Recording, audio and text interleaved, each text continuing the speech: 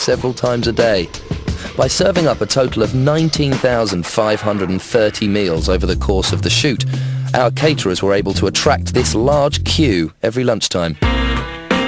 Meet some of the regulars. Rob Kitzman, the director of photography. Tamsin Gregg, looking a little bit lost there.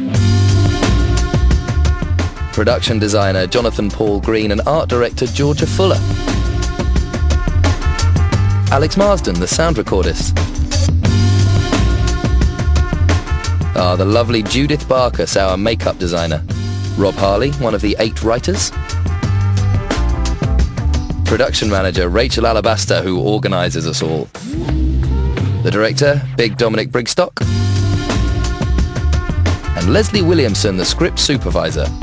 All stuffing their big fat faces. Sadly, some people never seem to get the time to eat. Here's costume designer Caroline Pitcher working out the best way of attaching a waste paper basket to an actor's head without using nails. And here's line producer Caroline Wyard having a diplomatic word with a difficult performer. It's just not good enough because you'd already booked. All right. Because we're a cast of dedicated professionals on the cutting edge of performance, every day we face constant artistic challenges. For Pippa, her moment of truth was a scene in which she has to eat donuts. I've actually put on 3 stone whilst I've been rehearsing this scene, and I've got through 47 donuts. I'm feeling quite queasy again. For Michelle, it's the moment when she got to meet her camel. Victoria helpfully stood in to line up the shot. Is that a real camel? It smells like a real camel.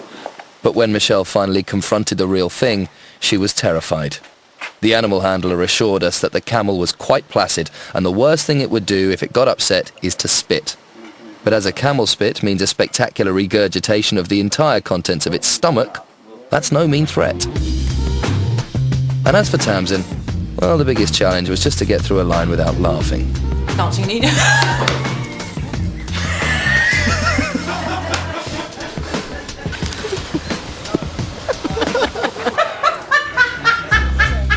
a bit of cheering up. Keep running. Come on.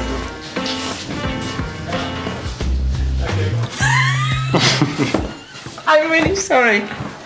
Can't continue any longer. Can't we just do this for a while? For the crew, the most ambitious set piece in the series was the episode 9 finale, in which Guy steals an ambulance and nearly drives it off a cliff. This is your fault! I'm going to take this big chap over here.